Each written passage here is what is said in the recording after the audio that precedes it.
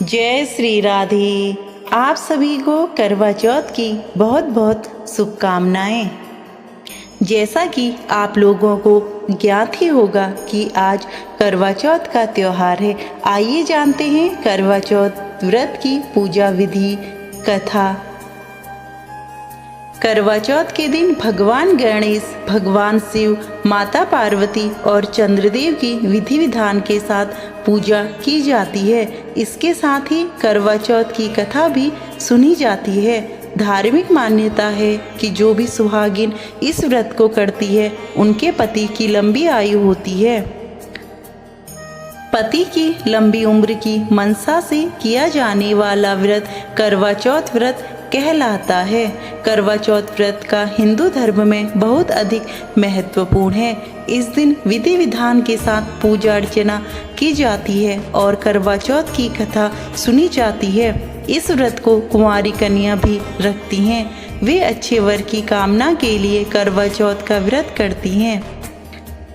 करवा चौथ के दिन सुबह उठकर स्नान आदि करके स्वच्छ वस्त्र धारण करें और ईश्वर के सामने हाथ जोड़कर व्रत का संकल्प लें। फिर इस मंत्र का जाप करें। मम सुख सौभाग्य पुत्र पौत्रादि सुस्थिर श्री प्राप्यते कर्क चतुर्थी व्रतमहम करिष्ये।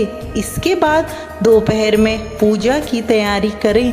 वैसे तो आजकल प्रिंट किए हुए कैलेंडर आते हैं, लेकिन अगर आपके पास नहीं है तो आप इसके लिए घर के मंदिर की दीवार पर गेरू से फलक बनाएं। फिर चावल को पीसकर इससे फलक पर करवा का चित्र बनाएं। इस रीति को करवा धरना कहा जाता है। शाम को फलक वाले स्थान पर जमीन पर चौक लगाएं और माँ पार्वती और शिव की कोई ऐसी फोटो लकड़ी के आसन पर रखें जिसमें भगवान गणेश माँ पार्वती की गोद में बैठे हों। अब पूजा की थाली सजाएं और थाली में दीपक, सिंदूर, अक्षत, कुमकुम, रोली तथा चावल की बनी मिठाई या सफ़ेद मिठाई रखें। इसके बाद कोरे करवा में जल भरकर पूजा में रखें और माँ पार्वती को श्रृंगार सामग्री चढ़ाएं। इसके बाद माँ पार्वती, भगवान गणेश और शिव के साथ चंद्रदेव की आराधना करें। फिर करवा चौथ व्रत कथा सुने या पढ़ें। चंद्रमा के निकलने पर छलनी से या जल से चंद्रमा को देखें। फिर चंद्रमा की पूजा करें और उनको अर्घ्य दें। उसके बाद पति की लंबी आयु की कामना करें। इसके बाद पति के हाथ से पानी पीकर निवाला खाकर अपना व्रत संकल्प करें। फिर अपने बड़ों के पैर छूकर उनका आशीर्वाद लें और अपनी सास के लिए आप जो भी श्रृंगार का सामान या वस्त्र लाई हैं उन्हें देकर उनका आशीर्वाद लें। आइए जानते हैं करवा चौथ की प्रचलित कथा वीरावती और उसके 7 भाइयों की, जो इस प्रकार है। प्राचीन काल में इंद्रप्रस्थ में वेद शर्मा नामक एक विद्वान ब्राह्मण रहता था। उसकी पत्नी लीलावती से उसके 7 पुत्र और वीरावती नाम की एक पुत्री थी। वीरावती के युवा होने पर उसका विवाह विधि विधान के साथ कर दिया गया। जब कार्तिक कृष्ण चतुर्थी आई तो वीरावती ने अपनी भाभियों के साथ बड़े प्रेम से करवा चौथ का व्रत शुरू किया, लेकिन भूख प्यास से वह चंद्रोदय के पूर्व ही बेहोश हो गई। बहन को बेहोश देखकर 7 भाई व्याकुल हो गए और इसका उपाय खोजने लगे।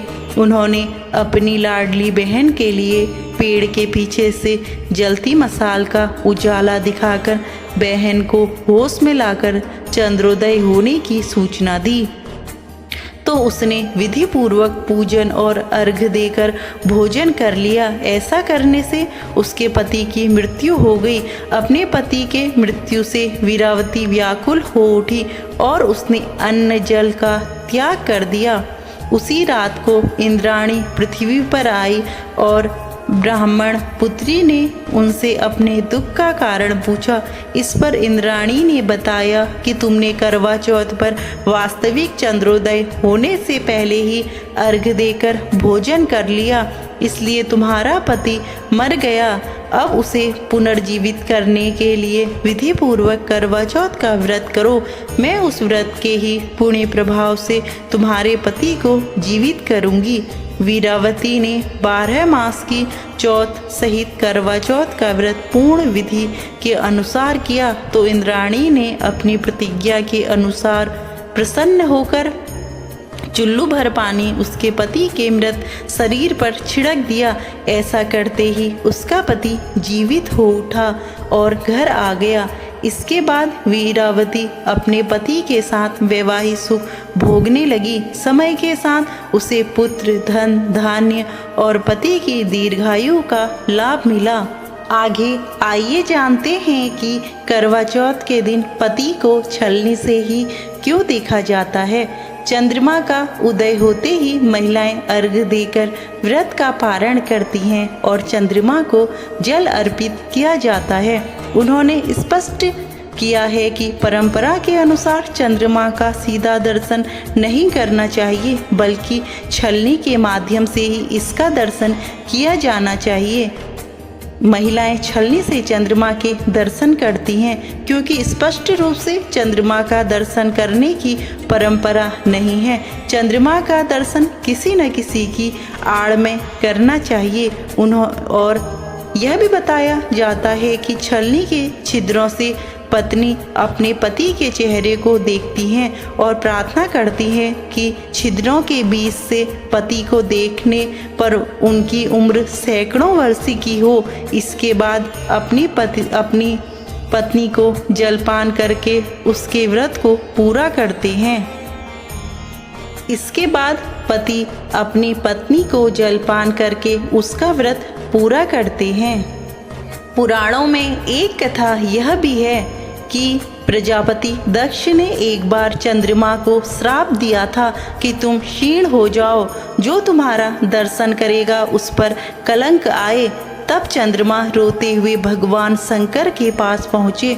फिर भगवान शंकर ने उन्हें वरदान दिया, जो भी करक चतुर्थी के दिन तुम्हारा दर्शन करेगा उसकी सारी मनोकामनाएं पूरी हो जाएंगी। इसके अलावा इसका उल्लेख रामायण में भी मिलता है। भगवान श्री राम ने एक बार यह कथा कही थी कि चंद्रमा में जो काला दाग है वह एक प्रकार से विष के समान है और ऐसे में वह अपना विष छोड़ता है, इसलिए छलनी से चाँद को देखने की परंपरा है। धन्यवाद। मैं आशा करती हूँ कि आपको मेरे द्वारा बनाई गई यह वीडियो पसंद आए। अगर आपको पसंद आए तो मेरे चैनल को सब्सक्राइब कीजिए और मेरी वीडियो को लाइक, शेयर और कमेंट अवश्य कीजिए। धन्यवाद।